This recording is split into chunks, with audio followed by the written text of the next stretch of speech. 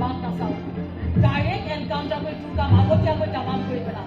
আগতে মোক অপৰাধী বুলি প্ৰমাণ কৰক তাৰপিছত মোৰ কাম তামাম কৰিব আৰু যদি মোক অপৰাধী বুলি প্ৰমাণ কৰিব পাৰে তেনেহ'লে মৰাৰ আগতে আপোনাক চেলুট দি যাম চেলুট এইজন নেতা মোক এই সন্দেহৰ আঙুলি খোৱালে আৰু আপোনালোকে আনি মোৰ লগত ভৰাই দিলে সন্দেহত মোক গ্ৰেপ্তাৰ কৰিছে মই অতি সোনকালে ইয়াৰ পৰা ওলাই যাম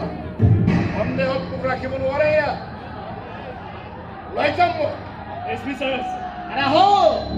এইবোৰ চব মোৰ মানুহ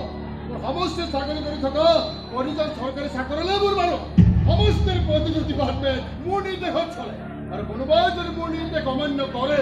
তেতিয়া মই তাক ট্ৰান্সফাৰ নকৰোঁ মিচিং কৰি দিম উৎপল দত্তৰ কেছটো তেনেকুৱা মিচিং কেছে নেকি নাই উৎপল দত্ত মোৰ অতি বিশ্বাসী কৰ্মী আছিল সেইবিলাক সি মোৰ কামতে গৈছে এই কাম এম্বুলেন্সেৰে কাৰোবাৰ ডেড বডি নিছিলে নেকি মই কেনেকৈ জানিম আৰে উৎপল দত্তক ময়ো চিনো তাৰ মুখখন মই জানো এইজনে ৰাস্তাত এই এম্বুলেন্সেৰে মোৰ কাকেৰে ক্ৰছ কৰিছিল উৎপল দত্ত ডাক্তৰ নেকি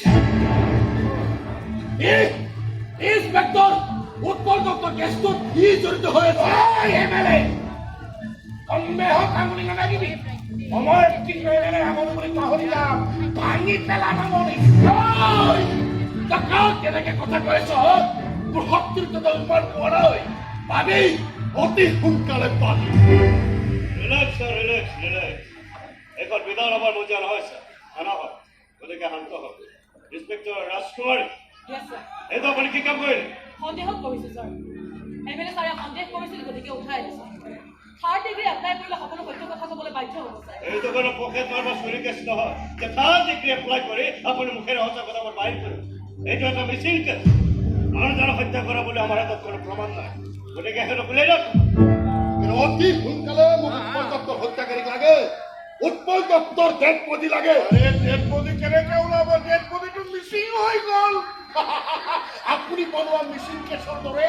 এইটো কেছো মিচিং কেছ হৈ থানাৰ ফাইলৰ মাজত সোমাই যাব কি কয় ইন্সপেক্টৰ ৰাজকুমাৰী তেখেতক ওলাই দে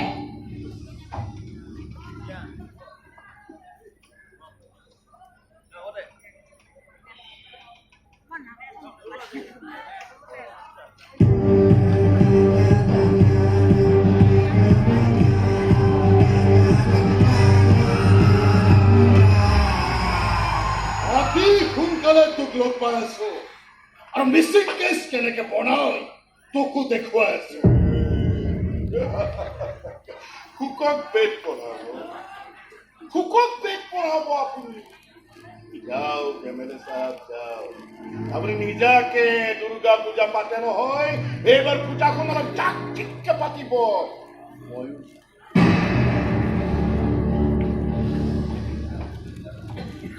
আমাৰ হাতত আপোনাৰ বিৰুদ্ধে কোনো ধৰণৰ বেআইনী প্ৰমাণ নাই যদিও আমি জানো যে আপুনি এজন অতি দুৰ্ধৰ্ষ স্মাগলাৰ